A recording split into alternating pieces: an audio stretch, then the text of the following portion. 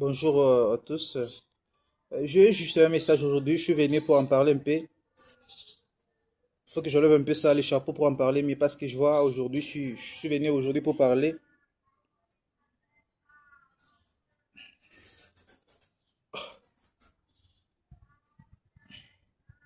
Je vais parler aujourd'hui sur beaucoup de choses comme vous le savez. D'abord, moi, quand je me regarde aujourd'hui, je regarde à mon pays, je regarde Raïs. Juste aujourd'hui, je trouvais Raïs comme une motivation pour moi. Parce que, comment explique dans les pays comme la République démocratique du Congo, le pays qui compte le plus des habitants, comment ça fait-il qu'une personne, un jeune de 27 ans, il arrive au pouvoir, il fait 18 ans, déjà tous les gens qui se disent intelligents, ils ont beaucoup de diplômes, ils ont étudié en Allemagne, en Belgique, donc je n'aurais pas à comprendre, à expliquer ça. Donc vos diplômes, même 1000, ça ne sert à rien. Comment peut-on expliquer, vous parlez beaucoup de langues, vous avez étudié en Amérique, Belgique, en Allemagne, mais Joseph Kabila, c'est juste un jeune qui était militaire de 27 ans, avec le courage, il a dirigé ce pays pendant 18 ans. Il a causé de malheur, vous a fait donc souffrir tous ces gens avec tous vos diplômes. C'est nul. D'abord, quand vous parlez de l'intelligence, ce n'est pas parce que vous répétez les corbeaux et les renards, vous répétez ce que vous avez étudié, non. Vous cherchez des solutions qui sont adaptées à tous nos problèmes qu'on a aujourd'hui. Mais chez nous ici, je vois comme si nous, on n'a pas de gens qui ont étudié, hein, parce que souvent la politique que vous faites ici, ça montre toujours votre incapacité, donc votre intelligence est insuffisante. Comment expliques-tu dans ce pays un jeune qui n'a pas étudié, un militaire qui arrive à diriger toutes les gens avec beaucoup de diplômes, il fait 18 ans, il vous fait souffrir, donc il devient même, donc, je n'arrive pas à comprendre. Ça, c'était juste une motivation. Je ne suis pas venu juste pour appuyer tout ce qu'il est en train de faire à l'Est, non. C'était juste une motivation que je suis venu juste pour lancer de mon message là que je vais juste parler. Chers frères, sœurs, collègues, étudiants, ce que je vais juste parler aujourd'hui, vous voyez, nous avons eu beaucoup de choses ici. Quoi, nous avons vu la naissance de l'AFC. Nous avons vu aujourd'hui, nous avons le mouvement Sauvons le Congo. Ma question que je vais poser aujourd'hui est que pourquoi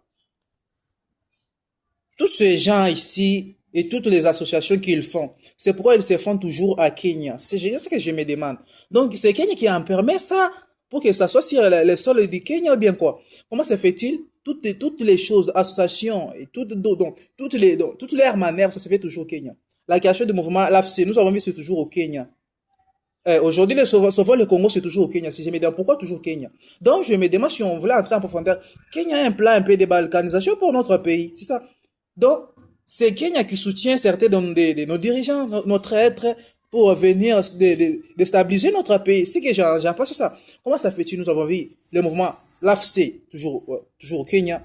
Sauvons le Congo, c'est toujours au Kenya. Aujourd'hui, vous savez. Maintenant, moi, ma question, j'ai posé la première question. Pourquoi tous ces mouvements, tous ces manœuvres?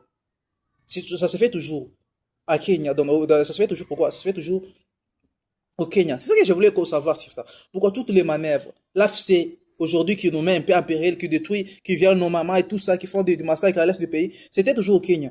Aujourd'hui, nous avons souvent le Congo, toujours au Kenya. Donc, le Kenya a créé les gens, a aidé les gens à créer la rébellion à l'est. Aujourd'hui, il veut encore aider les gens à mettre la paix chez ça.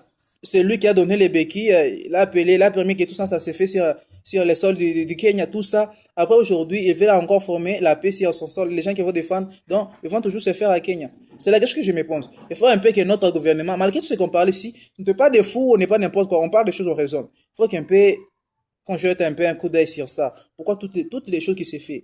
La question de l'AFC, toujours au Kenya.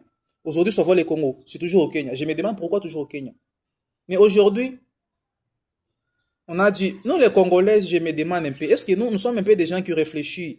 Si nous sommes des gens un peu qui réfléchissent, je pense pas qu'aujourd'hui, on aura un peu le pouvoir de parler un peu pour Kabila. Parce que même si Tshisekedi ne fait pas quand même mieux, même si Tshisekedi n'est pas un ange, même si Tshisekedi est devenu aujourd'hui diable, est-il nécessaire d'aller rejoindre Kabila pour venir sauver le Congo? C'est ça, ma question que je me pose. Est-il important d'aller rejoindre Kabila pour venir sauver le Congo? Même si Tshisekedi n'a pas fait quand même mieux ou bien il ne fait pas mieux. Y a-t-il pas encore l'autre moyen dont on peut parcourir pour aller sauver le Congo? Il faut juste aller rejoindre Kabila. C'est ça. Maintenant, je me pose la question. Si on parle sur ça, mes frères, je vous réponds. Parce qu'il y avait une personne qui m'avait demandé ça. Je réponds à travers ça. Si aujourd'hui, par exemple, rejoint Kabila pour sauver le Congo. Je me demande, l'AFC, qui est le patron de ça? Toutes les gens qui sont en période, qui sont en train de mourir, nos mamans qui sont en train d'être violées, tous les biens, toutes les choses. C'est Kabila qui est la cause de tout ça. Mais aujourd'hui, Kabila revient pour sauver le Congo. C'est ce que je me demande. Nous sommes des fous. Et j'ai vu certains de nos politiciens ici qui partent là-bas pour aller rejoindre Kabila pour sauver le Congo. Et ils oublient que c'est Kabila qui sème tout ça à l'est du pays. Ça, c'est une quelque chose que je voulais juste partager. Frères et sœurs, il faut que tu sois rwandais pour aller soutenir Kabila pour sauver le Congo. Kabila veut sauver le Congo. Je me demande, je me pose la question. Le Congo, Kabila veut sauver ici. Qui l'a détruit? Et toutes ces rébellions qui se font à l'est du pays. Kabila a fait 18 ans dans ce pays. Mais pourquoi n'arrive-t-il à sauver ces pays qui n'a pas laissé en bonne forme aujourd'hui? Il veut revenir pour sauver le Congo. Ça, c'est la question que je me pose. Moi, dans tout ce que je vais parler sur des choses. Je vais parler sur des points. Pourquoi toutes les manifestations, toutes les associations qui visent à déstabiliser notre pays, ça se fait toujours à Kenya? L'AFC, la création de l'AFC, c'est toujours sur les sols du Kenya. Aujourd'hui, nous avons le mouvement Sauvons le Congo, c'est toujours Kenya. Dès aujourd'hui, Kabila n'a pas arrivé à sauver le Congo dans les 18 ans. Aujourd'hui, il veut revenir pour sauver le Congo. Je me pose la question, qui a détruit ce Congo dont il parle et qu'il veut revenir pour sauver?